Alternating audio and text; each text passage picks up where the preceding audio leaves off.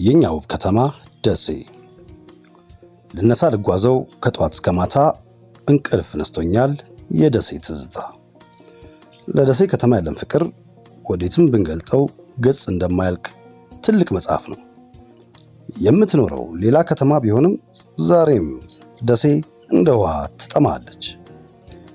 እግር የቱንም ያህል ርቆ ቢሄድ ልብ ደሴን መናፈቁ አይቀርም። ልክ እንደ ፓፒረስ እንደ ግብጾቹ መጽሐፍ ተገልጦ የማያልቅ ወይም እንደ ጥንቱ የንጉሥ ሚካኤል ምንጣፍ ቢጎተት ክንድ የሚያዝል ፍቅር እንደምን ልባችን አፈለቀ። ደሴን ያፈቀርንበት የፍቅር ጥልቀት መሰረቱ ምን ይሆን? በእምቢልታ፣ በዋሽንት፣ በመሰንቆ፣ በበገና፣ በክራር፣ በከበሮ ጦም ዜማ ብናፈልቅ ቅኝቱ ለደሴ ያለንን ፍቅር ፈጽሞ አይገልጸውም።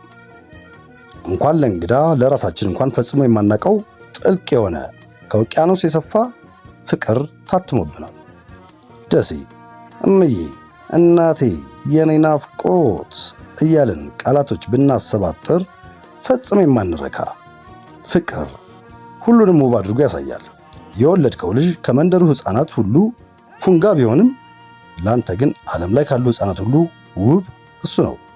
በፍቅር አይን የሚታይ ነገር ሁሉ ውብ ነው የምልህ ለዚህ ነው። ልብ ላይ የሚጻፍ የፈጣሪ የእጅ ጽሑፍ ስሙ ፍቅር ይባላል። በቃ ደሴን ቃላቶች አይገልጻትም።